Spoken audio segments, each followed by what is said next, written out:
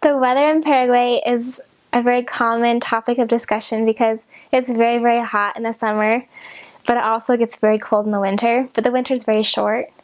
And so for like mostly July, August, September is the coldest part of the year. And you need to take scarves and gloves and leggings and everything. It's all in your mission packet though. But you really do need those things because it gets really cold. And especially rain boots. You really need rain boots because when it rains, it pours.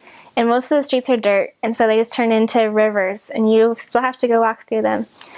The streets are usually cobblestone or dirt, and so when they're dirt, then it just turns into a big river.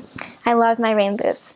And you need a good umbrella and a really good rain jacket because it rains a lot in the winter time. And in the summer, I have some tips about how to stay cool because it is really hot. You'd think it's funny, but people use umbrellas to keep the sun off. I felt a little conspicuous doing that at first, like Mary Poppins or something, but if you don't use an umbrella, they all ask, "Where's your umbrella? It's so sunny out." And so it's very common to just like have an umbrella to keep the sun off, and it helps a lot. And you have to just wear the coolest clothes possible. It's great being a sister missionary because skirts are nice and cool. And then you take water with you, but even if you freeze it the night before, it's thawed out in like an hour, and it's warm in like 2 hours. So the people usually give you cold water throughout the day, which is really nice. Most of them have ice. They don't have refrigerators usually, but they'll buy it in a nearby dispensa, they're called, a little store. And so you can get cold water throughout the day and fill up your water bottle.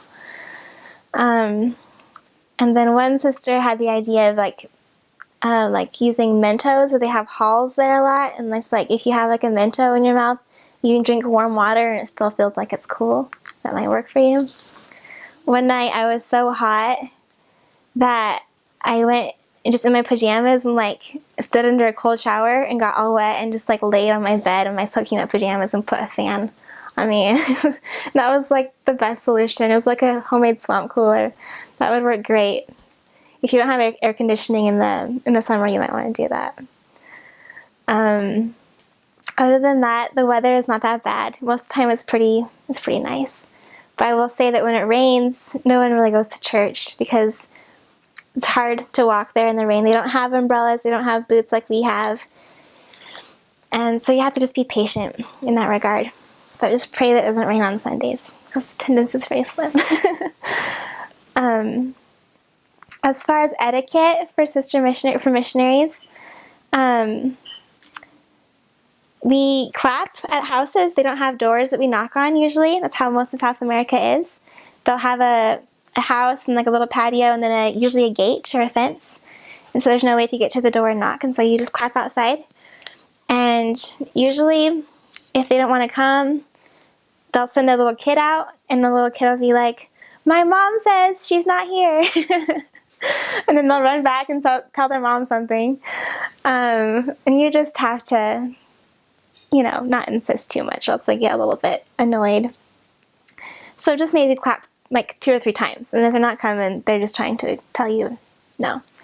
Another thing that's helpful to know is that when they say otro día, which means another day, they're really just saying no. Like, that's just a very, very polite way of saying no, don't come back. But sometimes you might get the feeling that when they say otro día, they really mean come back another day. And so just don't always write it off as I'm not interested, but follow the Spirit and maybe go back another day and say, you said you'd come back another day, so here we are. Be really grateful for the food that they give you because they often give you their best and they don't have much. So eat it, but if you don't like it, they're also not going to be offended. Like, you don't have to force yourself to eat something that's going to make you sick or something, for example.